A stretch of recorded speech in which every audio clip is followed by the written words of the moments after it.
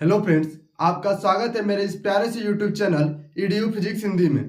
आज हम कक्षा 10 विज्ञान के चैप्टर 1 का अंतिम वीडियो लेकर आए हुए हैं। यानी इस वीडियो में हम पूरे चैप्टर 1 को खत्म कर लेंगे। अब इसके पहले हमने 5 वीडियो अपलोड कर दिया है। आप जा करके प्लेलिस्ट में चेक कर सकते हैं। रासायनिक अपक्रिया में रासायनिक समीकरण नाम के एक प्लेलिस्ट बनी है, उसमें आप जा करके चेक कर लीजिएगा। उसमें आपको पूरा वीडियो सीरियल वाइज मिल जाएगा। ठीक है, तो चलिए हम शुरू करते हैं। तो आज हम पढ़ने वाले हैं आक्सीकरण तथा अपचयन अपक्रिया। आपको हम बताए थे कि जो अपक्रिया होती है वह 5 प्रकार की होती है। पहला कौन था? संयोजन अपक्रिया, दूसरा वियोजन अपक्रिया, प्रतिस्थापन अपक्रिया, ऊष्माक्षेपी तथा ऊष्माशोषी अपक्रिया। ये 4 अपक्रिया हमने पढ़ ली है। अब पढ़ने वाले हैं अपचयन तथा उपचयन अपक्रिया, जिसे आक्सीकरण तथा अपचयन अपक्रिया के नाम से भी जानते हैं। और एक और अपक्रिया बचेगी जिसे रेडॉक्स अपक्रिया कहेंगे। ठीक ना, रेडॉक्स अपक्रिया यानी उसको अपचयन उपचयन अपक्रिया के नाम से भी जानते हैं। ठीक है, तो इससे पहले एक छोटा सा लाइन आपके लिए हम लेकर आए हुए हैं कि क्या है लाइन, ध्यान दीजिएगा। ये करने वाले हैं रेडॉक्स अपक्रिया से पहले हम पढ़ने वाले हैं आज आक्सीकरण तथा उपचयन अपक्रिया। आक्सीकरण तथा उपचयन अपक्रिया, सॉरी, आक्सीकरण उपचयन एक ही चीज है। तो हम पढ़ने वाले हैं आज आक्सीकरण। आक्सीकरण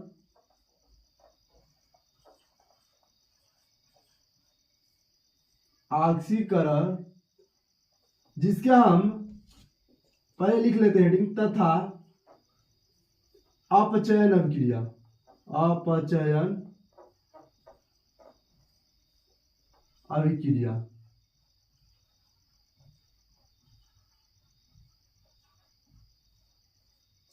आक्सीकरण तथा अपचयन अपक्रिया के बारे में हम बात करने वाले हैं। ठीक है, अब देखिए यहाँ पर हम पहले देखिए यहाँ पर जो हमने लिखा है ना, आक्सीकरण तथा अपचयन, ये 2 अलग अलग प्रकार की अपक्रिया है। ऐसा ही नहीं है कि आक्सीकरण और अपचयन एक ही अपक्रिया है, तथा लगाया गया है। ठीक ना, तो यहाँ पर 2 अपक्रिया है जिन्हें एक ही टाइप के से एक साथ लिखते हैं। तो आक्सीकरण अपक्रिया पहले हम बात करने वाले हैं आक्सीकरण अपक्रिया के बारे में। किसके बारे में? तो हम बात करने वाले हैं आक्सीकरण अपक्रिया के बारे में। आक्सीकरण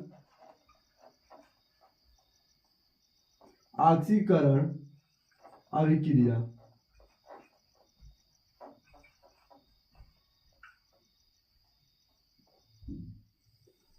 ठीक ना, और आक्सीकरण अभिक्रिया को एक और नाम से जानते हैं, वह क्या है? उपचयन। आक्सीकरण को एक नाम से जानते हैं जिसका है उपचयन अभिक्रिया। उपचयन। तो हमें अगर बोले आक्सीकरण अभिक्रिया क्या होती है या उपचयन अभिक्रिया क्या होती है, तो दोनों में आप सेम परिभाषा लिखेंगे। तो चलिए आप समझते हैं कि आखिर होती क्या है आक्सीकरण अभिक्रिया। ठीक है, तो आज हम बताने वाले हैं आपको आक्सीकरण अभिक्रिया और उपचयन अभिक्रिया क्या होती है, और रेडॉक्स अभिक्रिया, संचार और विकृत गंधिता। ये हेडिंग आज हम पढ़ने वाले हैं। वीडियो थोड़ी सी लंबी होगी, लेकिन आप पेशेंस से देखते जाइएगा, आपका पूरा हो जाएगा। अगर आपको नोट्स चाहिए तो हमारे इंस्टाग्राम आईडी में मैसेज कर दिएगा। हमारा इंस्टाग्राम आईडी है ईडीयू फिजिक्स हिंदी, और या टेलीग्राम पे अपलोड किया है, वहां पर जाकर आप खोज लीजिएगा, वहां पर मिल जाएगा। ठीक है, चैप्टर नंबर 1 का पीडीएफ। तो देखिए आक्सीकरण अभिक्रिया यानी उपचयन अभिक्रिया क्या होता है, तो लिखेंगे वह अभिक्रिया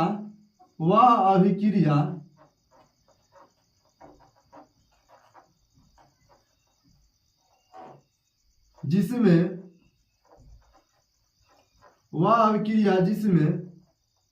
हाइड्रोजन का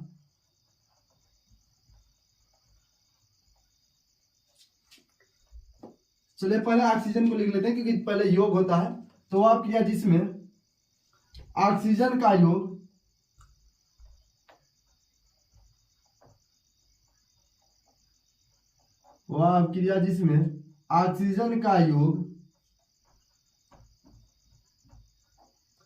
तथा हाइड्रोजन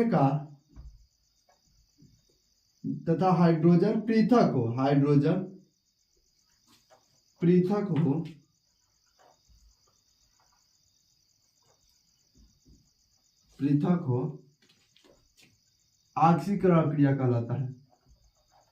आक्सीकरण अभिक्रिया कहलाता है।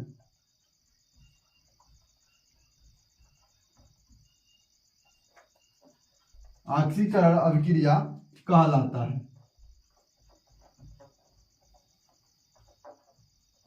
ठीक है,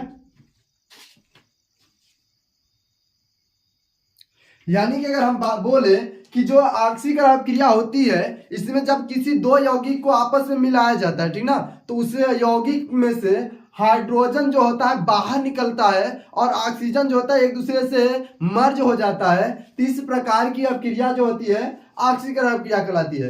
ये एक परिभाषा सिंपल सा है, लेकिन एक और परिभाषा है जो मेन परिभाषा है, जिसे हम कह सकते हैं जो इजी परिभाषा है।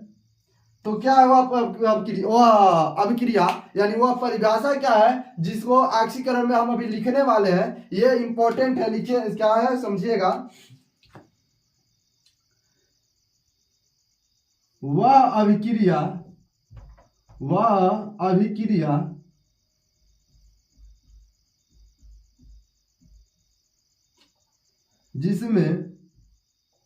जिसमें अणु परमाणु या आयन से, अणु परमाणु या आयन से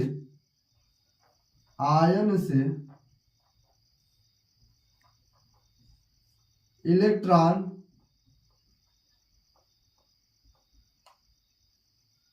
अणु परमाणु या आयन से इलेक्ट्रॉन पृथक होते हैं,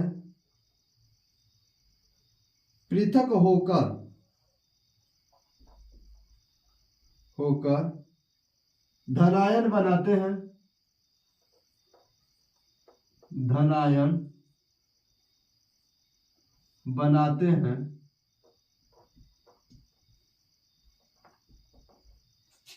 क्या कहलाता है? ऑक्सीकरण कहलाता है। ऑक्सीकरण, और ऑक्सीकरण को किस नाम से जानते हैं? तो ऑक्सीकरण को उपचयन के नाम से जानते हैं। ऑक्सीकरण कोष्ठक में उपचयन अभिक्रिया कहलाता है। अभिक्रिया कहलाता है। ठीक है, यानी वह क्रिया जिसमें अणु परमाणु या आयन से इलेक्ट्रॉन बाहर निकल जाते हैं। इलेक्ट्रॉन क्या होते हैं? बाहर निकल जाते हैं। तो जब इलेक्ट्रॉन किसी वस्तु को छोड़कर जाता है तो इलेक्ट्रॉन की कमी हो जाती है, और इलेक्ट्रॉन की कमी का कौन सा आवेश उत्पन्न होता है? तो धन आवेश। यानी इलेक्ट्रॉन निकल जाएंगे बाहर तो कैसा बनाते हैं? पृथक होकर धनायन बनाते हैं। तो उसे क्या कहते हैं? ऑक्सीकरण या उपचयन क्रिया कहते हैं। ठीक ना, तो इसका एक उदाहरण लेते हैं। जैसे हमारे पास एक धातु है, कौन सी धातु है? तो हमारे पास एक धातु है सोडियम। कौन सी धातु है? सोडियम। अब सोडियम को से क्या होता है? सोडियम से इलेक्ट्रॉन बाहर निकल जाता है। जब इलेक्ट्रॉन बाहर निकलेगा तो सोडियम प्लस हो जाएगा, पॉजिटिव चार्ज आ जाता है। ये कौन सा, किसका उदाहरण हो गया? तो ऑक्सीकरण या उपचयन अभिक्रिया। यानी ऑक्सीकरण और उपचयन अभिक्रिया की है, दोनों का परिभाषा सेम है। और हमने यहाँ पर उसके उदाहरण को भी लिख दिया। इसका आप एक स्क्रीनशॉट ले लीजिए। अब हम बात करने वाले हैं अपचयन अभिक्रिया की। ठीक है, अब हम पढ़ने वाले हैं अपचयन अभिक्रिया के बारे में। कौन सा अभिक्रिया? तो अपचयन अभिक्रिया। अपचयन अभिक्रिया।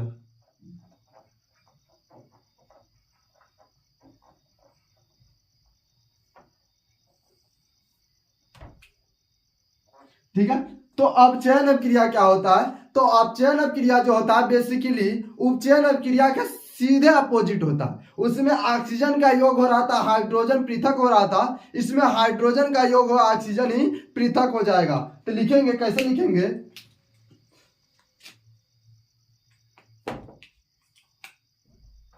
वह अभिक्रिया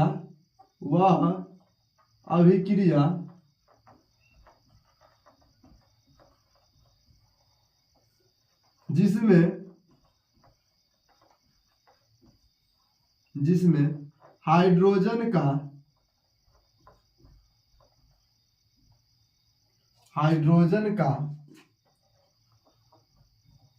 योग तथा ऑक्सीजन तथा ऑक्सीजन पृथक हो। ऑक्सीजन क्या हो? पृथक हो। पृथक हो क्या कहलाता है? तो अपचयन क्रिया कहलाता है। अपचयन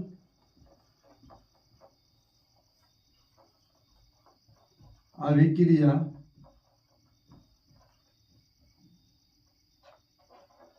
कहलाता है।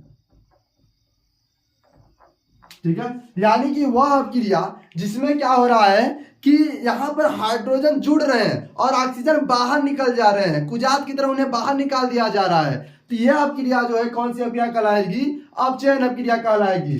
अगर इसका दूसरा परिभाषा की बात करें तो आर के साथ लिखेंगे, इसके अपोजिट उसमें क्या हो रहा था? इलेक्ट्रॉन बाहर निकल जा रहे थे तो वहां पर धनायन बन जा रहा था, तो उपचयन अभिक्रिया कहलाता। यहाँ पे इलेक्ट्रॉन ले लेंगे, ग्रहण कर लेंगे और ऋणायन बना करके अपचयन अभिक्रिया कर लेंगे। तो यहाँ पर लिखेंगे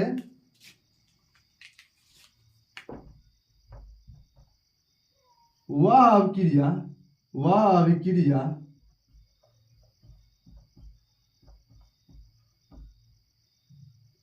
जिसमें अणु, परमाणु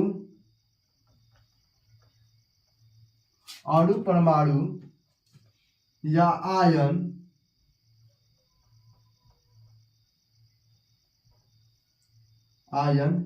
इलेक्ट्रॉन ग्रहण करके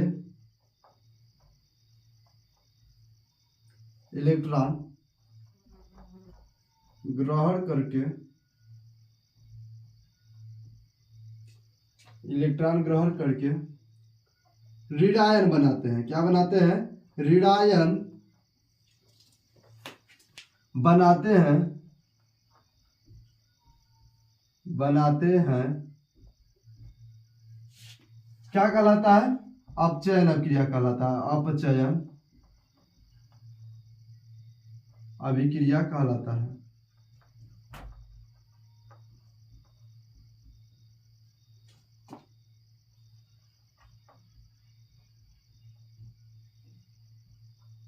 ठीक है, यानी वह अभिक्रिया जिसमें अणु, परमाणु या आयन क्या करते हैं? बाहर से इलेक्ट्रॉन को अपने अंदर रख लेते हैं और इलेक्ट्रॉन लेने के बाद खुद को ऋणायन बना लेते हैं, क्योंकि आप जानते हैं जहां पे इलेक्ट्रॉन की अधिकता होती है वहां पर ऋणायन बनता है। तो यहाँ इलेक्ट्रॉन ग्रहण कर रहे हैं यानी इलेक्ट्रॉन की अधिकता हो रही है, तो यहाँ पर ऋणायन बना लेते हैं। तो इस प्रकार की अभिक्रिया जो है कौन सी अभिक्रिया कहलाती है?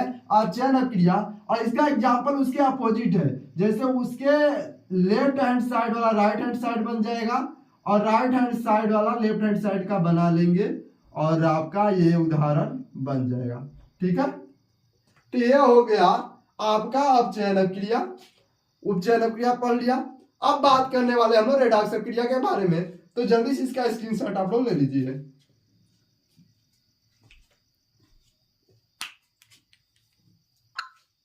ठीक है, तो अब हम बात करने वाले हैं रेडॉक्स अभिक्रिया के बारे में। किसके बारे में? तो रेडॉक्स अभिक्रिया।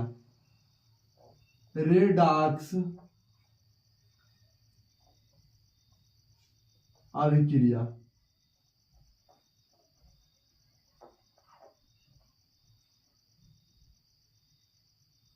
तो रेडॉक्स अभिक्रिया होता क्या है? तो रेडॉक्स अभिक्रिया कुछ और नहीं, रेडॉक्स अभिक्रिया को एक और नाम से जानते हैं। वह नाम क्या है जो आज देख लेंगे? उपचयन अपचयन अभिक्रिया।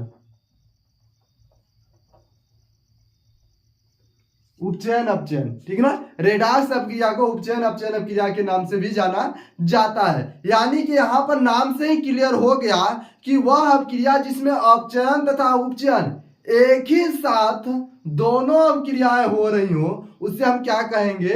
रेडॉक्स अभिक्रिया के नाम से जानते हैं। ठीक है, तो चलिए इसे हम देखते हैं। तो परिभाषा लिखेंगे, क्या लिखेंगे? वह अभिक्रिया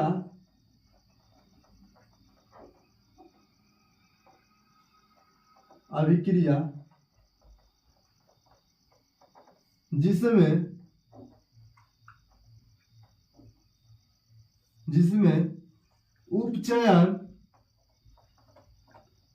उपचयन अभिक्रिया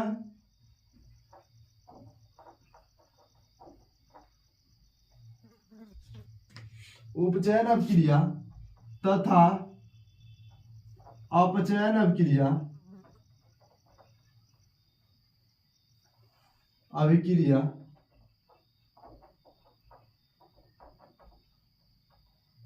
एक ही साथ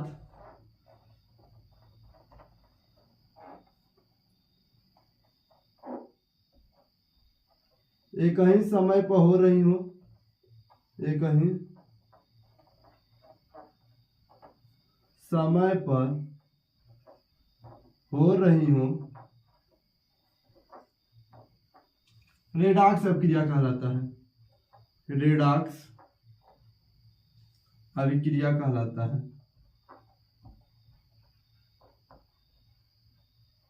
अभिक्रिया कहलाता है, ठीक ना। वह क्रिया जिसमें अपचयन तथा उपचयन दोनों अभिक्रियाएं एक ही साथ एक ही समय पर हो रही हैं, उसे क्या कहते हैं? हम रेडॉक्स अभिक्रिया के नाम से जानते हैं, ठीक है। तो यहां पर हम एक एग्जांपल लेने वाले हैं। एग्जांपल में लेंगे 2Hg 2 प्लस SN2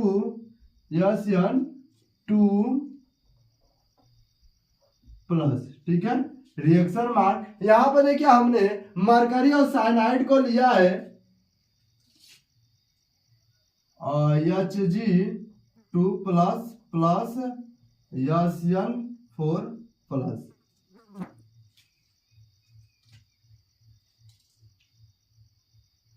यहां पर 2 छूट गया था, ठीक है। तो यहां पर देखिए क्या हो रहा है कि जब मरकरी Hg2 प्लस थी, यहां पर 2 प्लस आया है, तो यहां पर देखिए दो अभिक्रियाएं एक ही साथ हो रही है। कहां कौन कौन सी अभिक्रियाएं हो रही है? तो एक अभिक्रिया यहां पर ये हो रही है, ध्यान दीजिएगा, SN2 प्लस और यहाँ पर SN4 प्लस। तो यहाँ पर इलेक्ट्रॉन क्या हो रहे हैं? बढ़ रहे हैं। इलेक्ट्रॉन बढ़ रहे हैं और इलेक्ट्रॉन बढ़ेंगे, सॉरी धनावेश बढ़ रहा है, ठीक ना। चार्ज प्लस मतलब चार्ज होता है, धनावेश बढ़ रहा है। और धनावेश किसमें बढ़ता है? तो ऑक्सीकरण अभिक्रिया में धनायन बनता है, ऑक्सीकरण, ठीक ना। और ऑक्सीकरण को किस नाम से जानते हैं? कमेंट बॉक्स में कमेंट करना है आपको, ठीक ना। और यहां पर देखिए एक अभिक्रिया हो रही है, लेकिन यहां पर देखिए यहाँ पर 2 प्लस था, लेकिन Hg एक बार था, यहाँ Hg 2 बार था। तो यहाँ पर इलेक्ट्रॉन क्या हो रहे हैं? यहाँ पर इलेक्ट्रॉन या आवेश घट रहा है, यानी इलेक्ट्रॉन बढ़ रहे हैं। तो यहाँ पर कौन सी अभिक्रिया हो जा रही है? तो यहाँ पर अपचयन अभिक्रिया हो रही है, अपचयन, ठीक है। इसे भी आप लोग स्क्रीनशॉट ले लीजिए। ये रहा रेडॉक्स अभिक्रिया, ठीक है। अब हम बात करने वाले हैं अगली हेडिंग की ओर, और अगली हेडिंग है संक्षारण। अगली हेडिंग क्या है? संक्षारण। तो नेक्स्ट हेडिंग हम राइट करेंगे संक्षारण, संक्षारण, ठीक है। तो संक्षारण क्या होता है? तो देखिए संक्षारण क्या होता है कि किसी भी लोहे पर जो जंग लगता है, यानी किसी धातु पर जब ऑक्सीजन से क्रिया करने के बाद ऑक्सीजन से क्रिया होता है तो क्या होता है? ऑक्सीकरण। क्योंकि ऑक्सीजन से क्रिया मतलब ऑक्सीजन बढ़ रहा है, ऑक्सीजन का योग हो रहा है, और जहां पर ऑक्सीजन का योग हो रहा है वहां पर ऑक्सीकरण हो रहा है। यानी अगर कोई धातु ऑक्सीकृत हो जाता है तो वहां पर क्या हो जाता है? जंग लग जाता है। और हर धातु की अलग अलग प्रकार की जंग होते हैं, तो जंग लग जाता है, जंग लगकर उसे खराब करने लगता है, उसे हम क्या कहते हैं? संक्षारण कहते हैं। तो यहां पर हम लिखने वाले हैं संक्षारण की परिभाषा। तो इसकी परिभाषा क्या होगी कि धातु नमी अथवा वायु के संपर्क में आने पर ऑक्सीकृत हो जाती है, और ऑक्सीकृत होने की क्रिया को ही क्या कहते हैं? संक्षारण कहते हैं, ठीक है। तो यहां पर लिखेंगे धातु नमी अथवा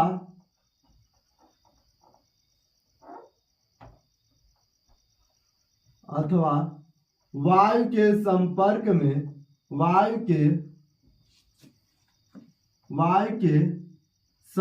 में संपर्क में आने पर ऑक्सीकरण के कारण ऑक्सीकरण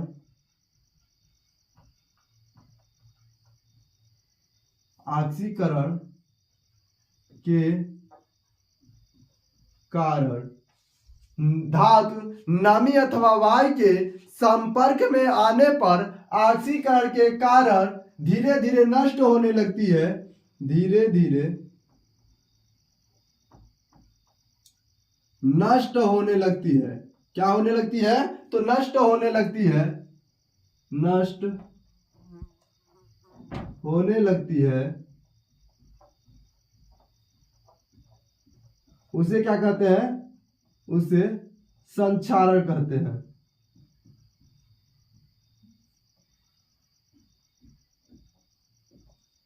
ठीक है। जैसे में लोहे पर जंग लगना, एग्जाम्पल में लिख लेंगे लोहे पर जंग लगना।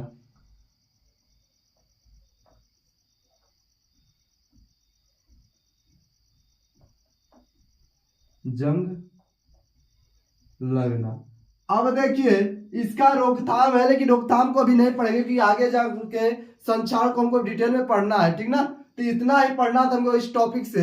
यह टॉपिक क्लियर हो गई होगी।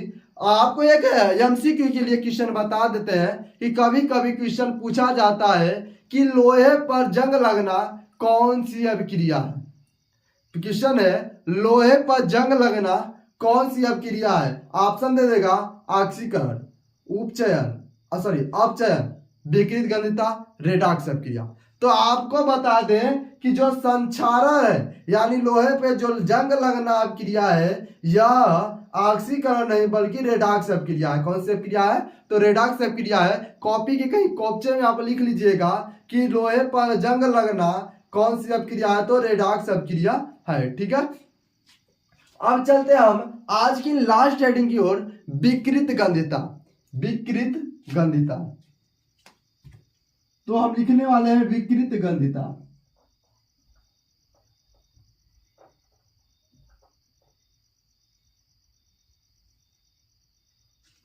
तो विकृत गंधिता क्या होती है? तो जैसे आपके घर में मम्मी लोग अचार तो बनाती होंगी, ठीक ना, अचार तो बना ही होगा।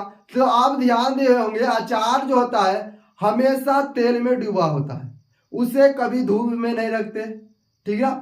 तो या अचार जो होता है अगर बाय द वे धूप में रख देते हैं या तेल कम हो जाता है तो उसमें से गंध आने लगता है, या तेल की बनी हुई वस्तु अगर खुले में रख दिया जाता है तो इसमें से गंध आने लगती है और वह उसका स्वाद बदल जाता है। तो यही जो क्रिया होती है उसे हम क्या कहते हैं? विकृत गंधिता कहते हैं। ठीक ना।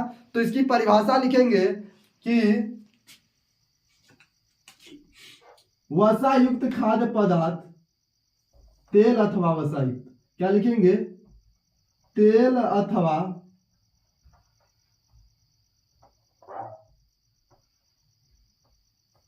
वसा युक्त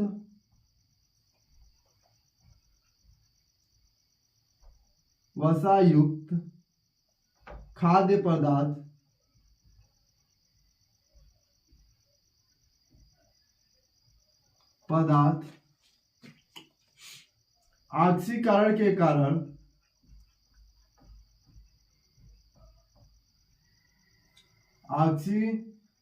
के कारण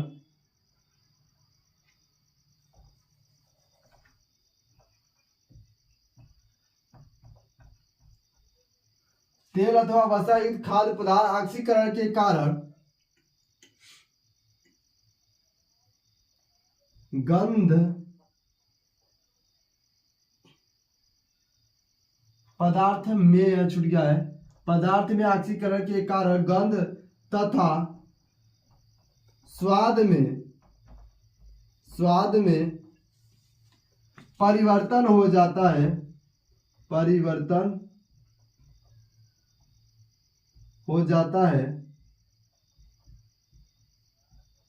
ऑक्सीकरण कहलाता है।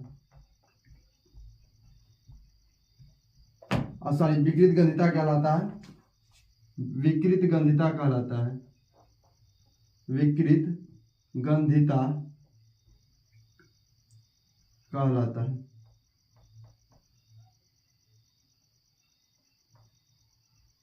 ठीक है। यानी कि तेल से बने हुए जो खाद्य पदार्थ है अगर हम खुले में रख देते हैं तो ऑक्सीजन से क्रिया कर लेता है, ऑक्सीकृत हो जाता है और इसके बाद क्या होता है कि गंध देने लगता है और उसका टेस्ट जो होता है चेंज हो जाता है, यानी खराब लगने लगता है। तो इसे क्या कहते हैं हम विकृत गंधिता के नाम से जानते हैं। लेकिन इसके बचाव भी देख लेते हैं। तो रोकथाम, रोकथाम एक सेकेंड चेक कर लेते हैं कि कैमरे में तो आ रहा है ना। हाँ, रोकथाम, रोकथाम की कुछ विधियां हैं उसे हम राइट कर लेते हैं। तो पहली विधि है कि सूर्य के प्रकाश से बचाकर, सूर्य के प्रकाश से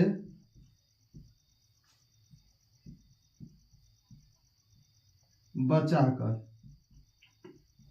दूसरा है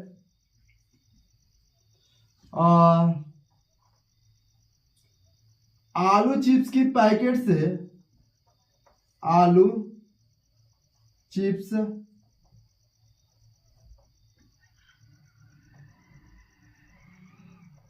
चिप्स के पैकेट से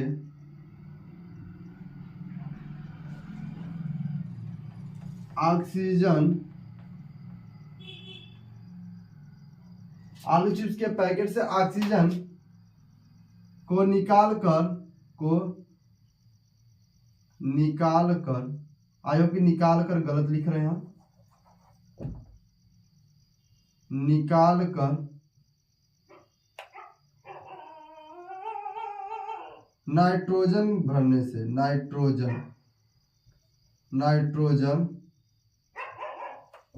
भरकर।